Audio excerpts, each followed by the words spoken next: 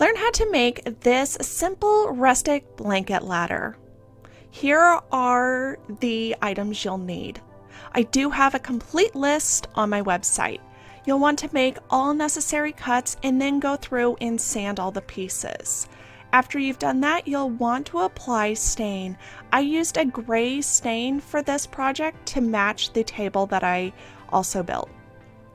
You'll need 1.5-inch finishing nails to attach the boards.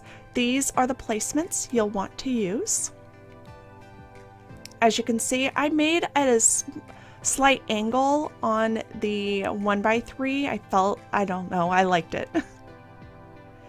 So I just attached each 1x3 to the 1x2, making sure that everything was straight. And that was it.